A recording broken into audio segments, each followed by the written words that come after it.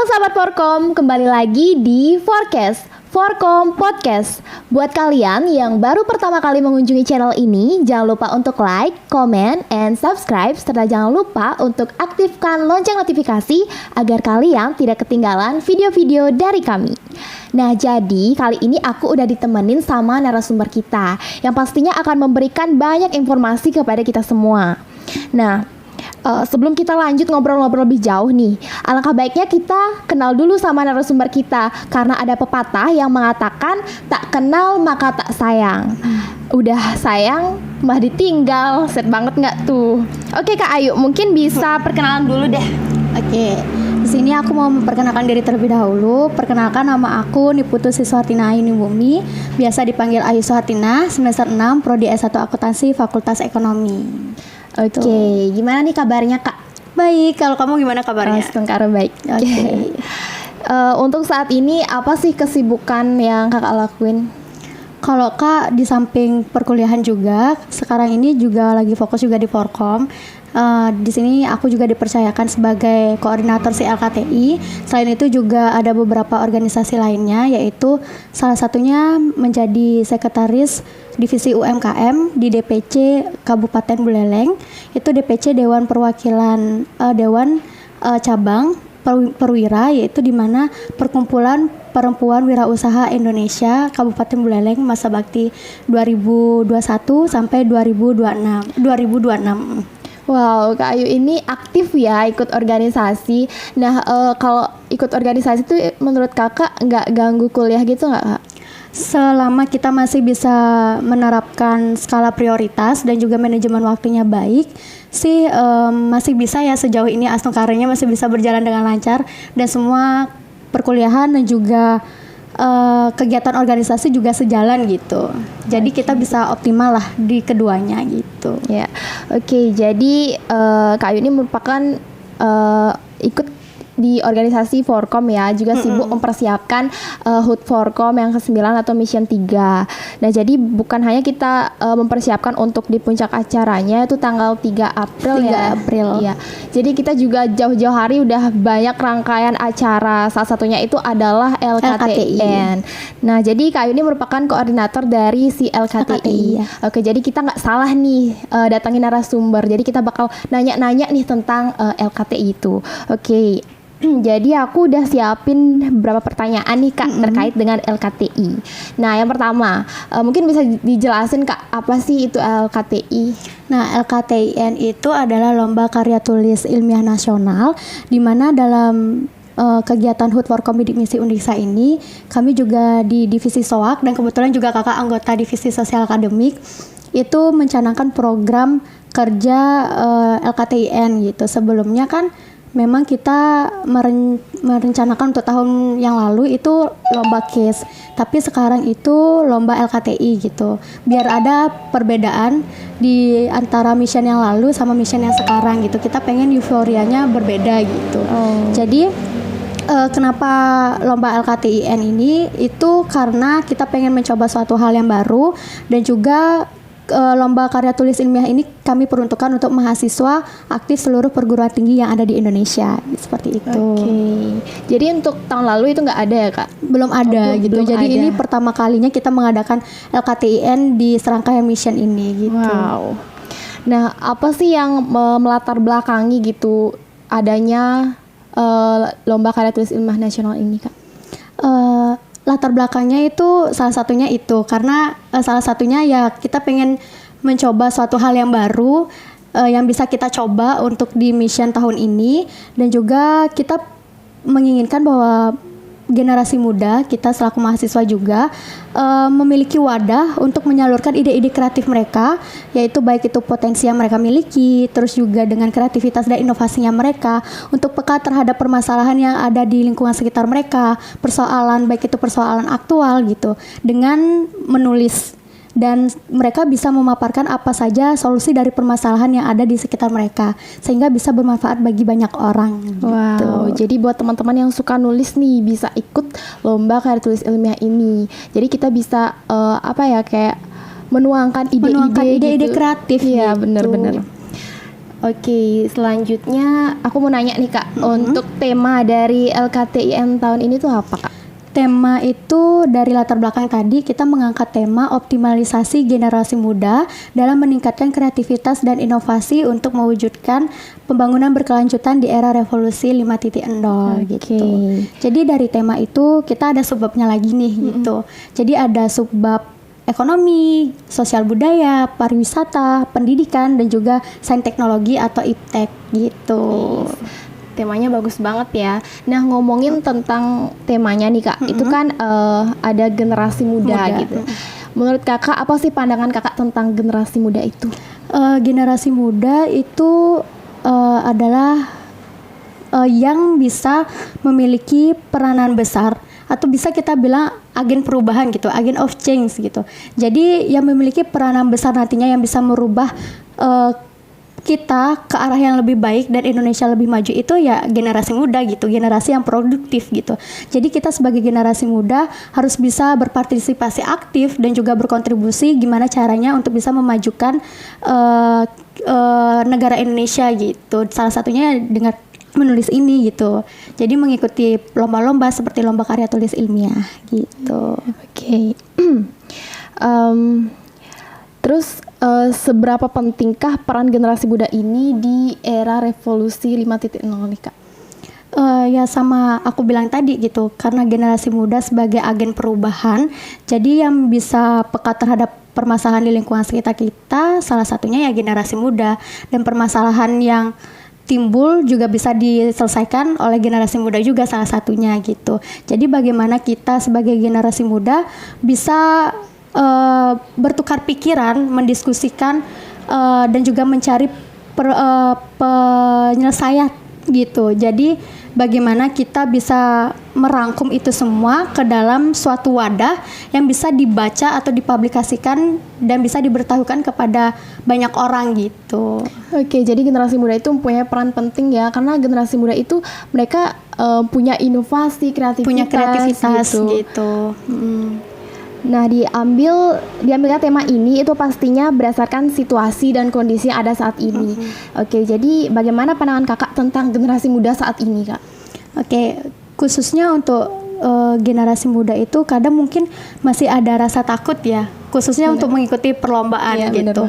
Jadi mereka takut kalah gitu, takut kurang pede gitu untuk menyampaikan ide-ide kreatif mereka gitu. Sebenarnya mereka memiliki ide gitu, tapi mereka kurang percaya diri untuk bisa mempublikasikan gitu, untuk bisa menjelaskan ide-ide kreatif mereka itu kepada banyak orang gitu. Jadi aku harapkan di sini juga dengan wadah LKTIN Mission ini banyak generasi muda khususnya mahasiswa berani untuk menyalurkan ide-ide kreatif mereka sehingga nantinya bisa dibaca ataupun dilihat oleh halayak ramai gitu dari banyak orang awam gitu sehingga bisa bermanfaat gitu. Oke, jadi buat generasi muda itu jangan takut ya. Kebanyakan sekarang tuh takut duluan mencoba gitu. Sebenarnya dari ketakutan untuk kalah itu bukan suatu hal yang dilebih-lebihkan gitu, karena kalau misalnya kita kalah kita bisa bangkit dari kekalahan gitu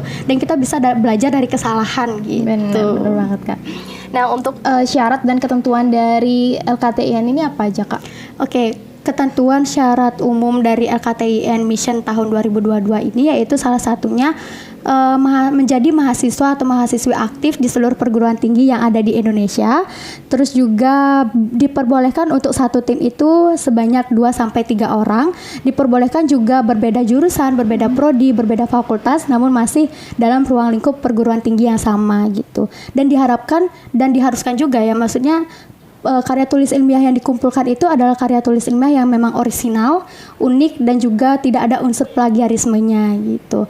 Jadi kami membatasi plagiarismenya itu sebanyak 25% gitu, similarity-nya. Terus kegiatan LKTIN ini dimulainya dari tanggal berapa itu Kak? Oke, timeline kegiatan LKTI-nya ini pertama itu tahap pendaftaran dan juga pengumpulan karya yang sudah dimulai dari tanggal 12 Februari sampai 10 Maret hari Kamis lalu sudah ditutup gitu. Jadi Untuk sekarang itu lagi tahap penjurian, yaitu pada tanggal 11 Maret sampai dengan 20 Maret. Selanjutnya akan dilanjutkan dengan pengumuman 5 besar pada tanggal 21 sampai 22 Maret gitu.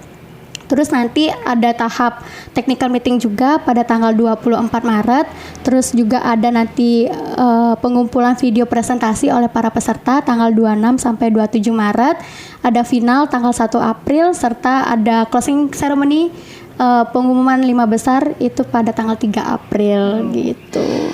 Oke, sekarang itu berarti penjuriannya ya, Kak? Iya, tahap penjurian gitu. Jadi kita kemarin udah melaksanakan job desk perekapan nilai para peserta yang sudah mengumpulkan karya gitu. Kalau boleh tahu siapa aja jurinya, Kak? Oke, juri itu ada 3. Yang pertama itu adalah Bapak Miguel itu dosen Universitas Erlangga. Yang kedua itu ada Bapak Hendra dari dosen Fakultas Hukum Ilmu Sosial Undiksa. Dan juri yang ketiga itu adalah Bu Sunita Devi dari Universitas Pendidikan Ganesha Fakultas Ekonomi gitu. Kalau Kak sendiri nih, Kak pernah ikut kayak lomba-lomba sejenis ini, Kak? Oke. Waktu semester lalu, semester 5, Kakak pernah mengikuti beberapa lomba karya tulis ilmiah. Salah satunya yaitu LKTI Unik Unsika gitu, yang diadakan oleh Unsika, Universitas Unsika gitu. Jadi memang Kakak sama rekan-rekan Kakak mengikuti lomba LKTIN, mungkin memang kesempatannya memang belum menang gitu, masih belum diberikan kesempatan untuk lolos ke tahap selanjutnya gitu. Tapi dari sana kita bisa belajar gitu bahwa apa yang kurang bisa kita perbaiki dan kita coba-coba terus lagi gitu. Oke, aku juga tertarik nih buat ikut lomba. Kalau kamu pernah ikut lomba nggak kira-kira? Kalau lomba LKTIN gitu? Pernah sih, tapi itu kayak kontingen gitu, Kak. Oh, kontingen. Dan jadi kebetulan itu dapet juara juga sih. Terus sekarang tuh juga pengen kan gitu, cuma ya itu dah kayak masih takut gitu. Bener. Ya itu sifat itu yang perlu kita lawan gitu. Karena kan yang paling penting kita berani dulu, hasil itu bisa belakangan gitu. Karena kan usaha tidak akan hasil tidak akan mengkhianati usaha gitu. Iya. Terus kalau dari Kak sendiri nih ikut lomba LKTI itu gimana sih rasanya, tuh susah nggak gitu? Sama aja sih, kalau misalnya kita pertama kali ikut lomba LKTI itu pasti ada rasa kayak insecure duluan gitu, kayak mungkin para tim yang lainnya itu udah pada expert gitu di bidangnya gitu. Jadi kita yakin aja dulu sama kemampuan yang kita miliki, potensi yang kita miliki, sering berdiskusi juga dengan teman sekelompok kita gitu, teman satu tim kita gitu, apa yang kurang, apa yang perlu harus dibenahi gitu, apa yang perlu nantinya kita pada saat presentasi kita paparkan gitu. Jadi kalau di LKTI Mission ini sendiri gitu sama semua gitu, kayak ketentuan sistematika penulisannya gitu. Jadi untuk sistematika penulisan di LKTI Mission ini itu sama kayak lomba-lomba LKTI di tempat lainnya gitu. Kayak ada yang pertama ada halaman judulnya, halaman pengesahannya, halaman orisinalitasnya, terus juga ada daftar isi, kata pengantar, terus juga ada abstraknya, terus bab 1 pendahuluan, bab 2 itu ada tinjauan pustaka atau landasan teori, bab 3 itu ada metodologi penelitian, bab 4 itu ada pembahasan, bab 5 itu ada penutup, terus juga ada lampiran-lampiran gitu. Jadi ketika Kak mengikuti lomba LKTIN, kita harus menyesuaikan dengan panduan yang dibuat oleh pihak panitia gitu. Karena kan tahap administrasi itu penting untuk meloloskan kita ke tahap penjurian kayak gitu. Oke. Jadi kayak aku kan masih kayak takut gitu buat ikut, masih gimana kayak insecure duluan gitu. Nah, dilihat juga dari panduan gitu, kayaknya ribet deh, males juga ikut gitu. Mungkin dari teman-teman juga banyak yang kayak gitu, Kak. Bisa Kakak beriin kasih gitu kayak motivasi atau semangat gitu buat kita? Motivasi atau semangat ya. Jadi kita harus yakin dulu, kayak kita juga harus mencari referensi-referensi dari jurnal-jurnal ya untuk bisa membuat lomba karya tulis ilmiah gitu. Dan juga peka terhadap lingkungan sekitar kita, terhadap persoalan aktual yang ada di sekitar kita gitu. Jadi tetap semangat, dan terus belajar, terus berusaha, dan jangan malu untuk bertanya kepada orang yang sudah pernah mengikuti lomba gitu. Karena pengalaman dari orang juga bisa kita jadikan pengalaman untuk bekal kita mengikuti lomba yang serupa gitu. Jadi pesan aku, jangan menyerah dan juga tetap percaya diri gitu. Oke. Nah, lanjut nih bahas tentang LKTN yang diadakan Forkom. Untuk saat ini tuh udah berapa Kak yang mendaftar? Yang mendaftar itu sudah melampaui target yang kita rencanakan gitu. Wow. Jadi pada saat kita ngerekap nilai pun juga lumayan banyak yang daftar, dan tidak cuma di Undiksa aja gitu, tapi di universitas-universitas luar juga gitu, kayak Universitas Brawijaya, Universitas Erlangga dan lain sebagainya gitu. Jadi kayak target kita juga sudah tercapai. Itu adalah salah satu lecutan juga bagi kita gitu untuk bisa mengadakan LKTIN Mission di tahun berikutnya gitu, karena kita melihat antusias dari para peserta yang ingin mengikuti itu lumayan banyak banget gitu. Jadi itu bisa jadi modal kita untuk mengadakan LKTI di tahun berikutnya gitu. Oh, berarti teman-teman yang di rumah tuh udah antusias banget ya ikut LKTIN ini. Nah, untuk teknis penilaiannya Kak, itu gimana? Oke, teknis penilaian itu dibagi menjadi 2. Jadi teknis penilaian pertama itu penilaian penulisan karya tulis ilmiah yang dikumpulkan oleh para peserta. Itu bobotnya presentasi sebesar 40%.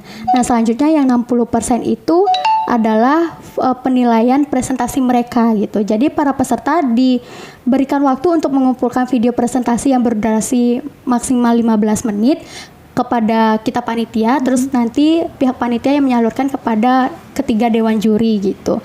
Jadi bobot presentasi dan juga sesi tanya jawab itu kalau diakumulasikan menjadi 60% gitu. Jadi dari tahap penilaian karya tulis ilmiah sampai presentasi dan sesi tanya jawab itu presentasinya 100% gitu. Lebih lengkapnya bobot-bobotnya bisa dilihat di panduan LKTI Mission 2022. Oke, udah jelas banget ya teman-teman. Terus dari lomba karya tulis ilmiah ini bakal dicari berapa juara gitu Kak? Oke, untuk berapa juara ya? Iya. Untuk 3 juara gitu, juara 1, juara 2, dan juara 3 gitu. Jadi nanti pada tahap penyisihan kita mencari 5 besar untuk bisa membuat video presentasi dan juga melakukan sesi tanya jawab dengan ketiga dewan juri gitu. Oke. Terus apa sih benefit yang mereka dapatkan nantinya Kak? Oke, untuk seluruh peserta yang mengikuti mengikuti LKTIN ini itu mendapatkan e-sertifikat. Terus juga nanti yang lolos ke tahap 5 besar itu juga mendapatkan e-sertifikat, dan yang mendapatkan juara itu juara 1 mendapatkan e-sertifikat dan juga uang pembinaan sebesar 1.500.000. Juara 2 itu mendapatkan e-sertifikat dan uang pembinaan sebesar 1 juta, dan yang ketiga mendapatkan e-sertifikat serta mendapatkan uang pembinaan sebesar 750.000. Wow. Terus ada nggak sih Kak kendala-kendala yang mungkin dirasakan gitu dari dilaksanakannya LKTIN ini? Oke, kalau kendala itu salah satunya kita baru pertama kali mengadakan LKTIN. Jadi kita belum di Forkom sendiri belum punya panduan LKTIN yang pernah kita buat gitu. Jadi untuk mengatasi hal tersebut, kita dari si LKTI itu sendiri mencari referensi dari banyak pihak gitu, kayak organisasi yang udah pernah mengadakan lomba LKTIN sebelumnya gitu, dari teman-teman yang sudah pernah mengikuti lomba LKTIN di universitas lain gitu. Jadi kita lebih banyak mencari referensi-referensi panduan dan juga format penilaian tentunya, apa saja yang dinilai menjadi kategori untuk penilaian yang diberikan kepada juri gitu. Itu kita lebih tekankan di sana sih gitu. Karena kita baru pertama kali, jadi kita belum memiliki panduan yang pernah kita lakukan gitu, yang belum pernah kita belum pernah kita tetapkan gitu. Oh, aku tertarik nih Kak sama kan LKTN ini baru pertama gitu ya dilaksanakan. Terus gimana sih persiapan dari si LKTN itu dari awal sampai saat ini Kak? Oke, persiapannya itu Astungkara sampai saat ini masih berjalan dengan lancar, walaupun ada kendala-kendala, tapi kita masih bisa mengkoordinasikan itu dan mendiskusikan itu dengan tidak hanya di LKTI juga gitu. Kita juga meminta masukan dari panitia inti juga gitu. Apa yang kurang, apa yang kira-kira perlu dibenahi dan lain sebagainya gitu. Jadi sampai sejauh ini masih terkontrol dan juga Astungkaranya masih kita bisa melakukannya itu secara optimal sih. Gitu. Terus apa harapan kakak ke depannya buat LKTIN? Ya karena kita melihat antusias para peserta sangat banyak, kakak harapin sih LKTIN bisa diadakan di Mission Hut Forkom Bidik Misi tahun berikutnya gitu. Jadi kalau misalkan dari sekarang ada evaluasi itu bisa dijadikan pembelajaran dan bisa dijadikan acuan lah untuk LKTIN Mission tahun berikutnya gitu. Jadi biar LKTIN bisa berjalan lebih baik lagi dari tahun ini gitu. Bener banget. Oke, jadi udah habis nih pertanyaannya Kak. Bisa kasih closing statement Kak? Oke. Closing statement dari aku itu khususnya aku juga nih sebagai mahasiswa itu kita harus ya hendaknya bisa berpartisipasi aktif dan juga bisa menyalurkan ide-ide kreatif kita, potensi kita dan juga kreativitas kita gitu. Walaupun di tengah masa pandemi seperti sekarang ini, tapi kita bisa tetap melakukan suatu kegiatan yang positif gitu. Dengan cara salah satunya mengikuti lomba-lomba atau kita juga bisa aktif di organisasi gitu atau kita juga bisa fokus kuliah tapi tidak mengesampingkan yang namanya kegiatan-kegiatan lain kayak membantu misalkan dosen melakukan penelitian itu kan bisa menjadi pengalaman bagi kita juga gitu. Melakukan pengabdian pada masyarakat itu juga suatu hal positif yang bisa kita lakukan gitu. Jadi tetap semangat walaupun masih di tengah masa pandemi, tapi kalian harus melakukan suatu kegiatan yang positif dan bisa berdampak positif bagi orang banyak.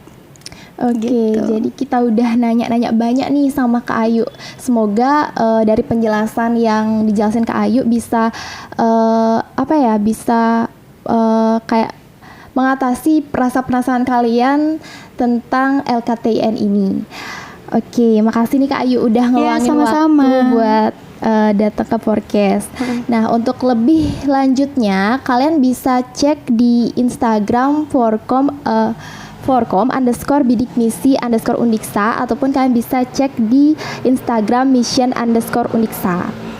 Nah, mungkin demikian dulu nih forecast hari ini. Buat kalian jangan lupa untuk like, comment, and subscribe serta jangan lupa untuk aktifkan lonceng notifikasi agar kalian tidak ketinggalan video-video dari kami.